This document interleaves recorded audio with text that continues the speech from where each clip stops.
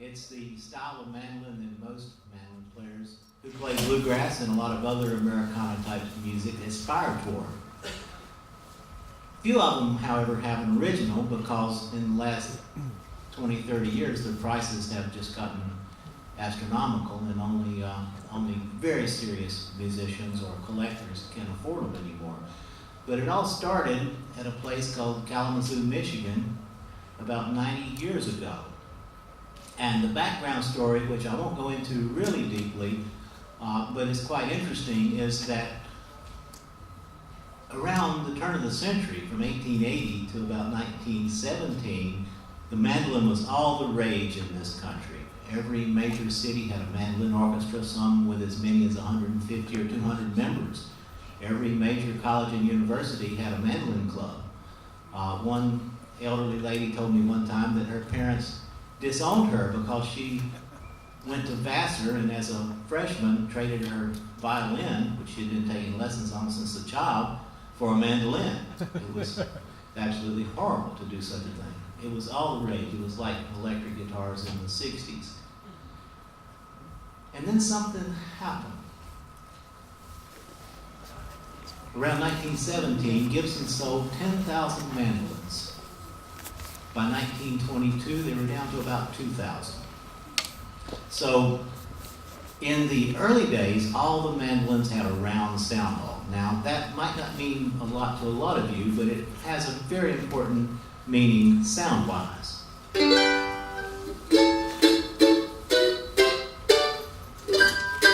That's the sound of an F-hole mandolin.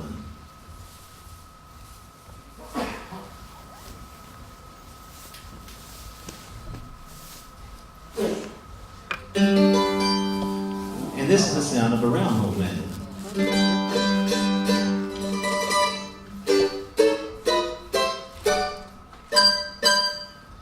You can hear the difference, right?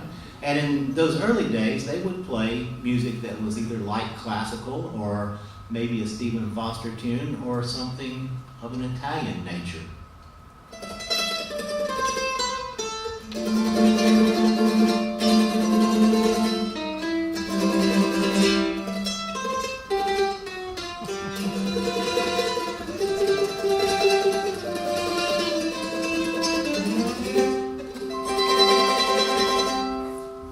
Or conversely, something more like.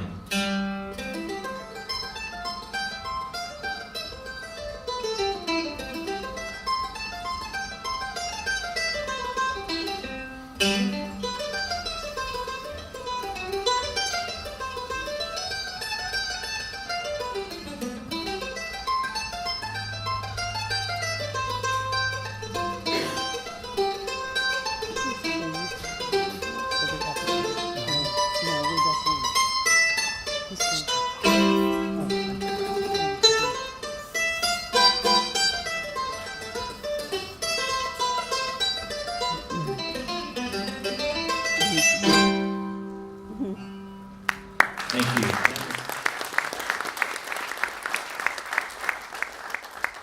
So why did mandolin sales drop off in 1917 so drastically? Well, I have a theory about that. It's because the red light district in New Orleans was shut down. No, seriously. What happened was the U.S. government put a stop to the party down in New Orleans in 1917. In 1902, another edict from the town of New Orleans had disenfranchised the Creoles. So a lot of highly skilled classical musicians who had cornets and trombones went into the red light district to find work. And there they happily pursued their music, among other things.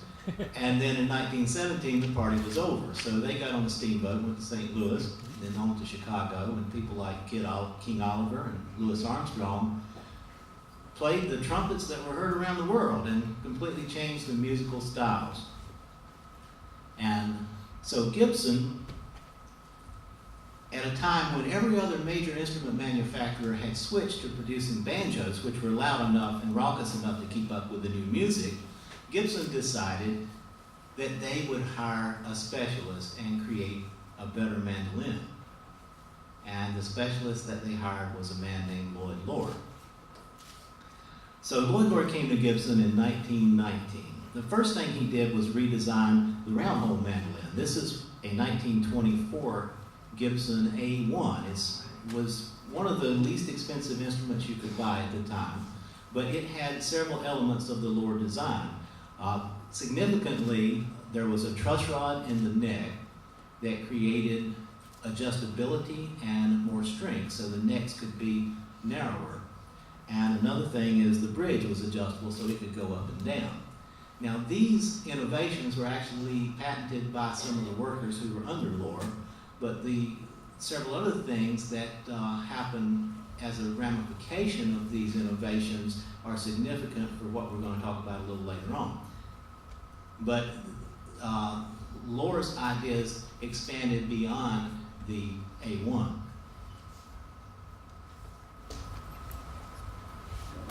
Okay, this is an F4.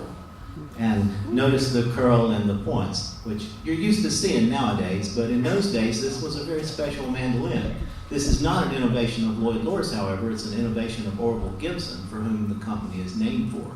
Now, the F4 is going to have a little bit different sound than the A, and it was the most expensive mandolin you could buy in 1920 or 21. And they're very beautiful, beautiful varnish finish. And here's what they sound like.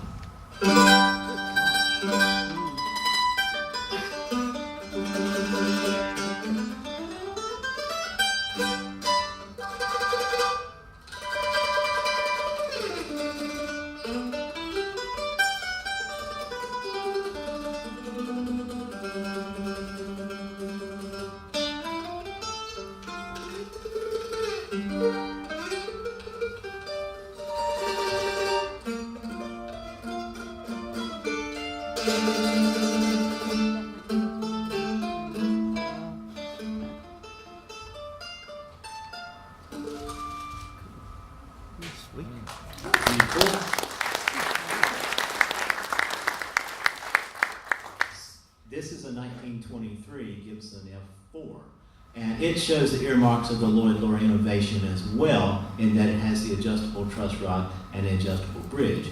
And also the varnish is kind of, was improved under Loar's tutelage. But the main thing that he changed was the style of sound hole. The sound hole was now more like a speaker cone and could really project. And the other thing he changed was the length of the neck to give a player more room.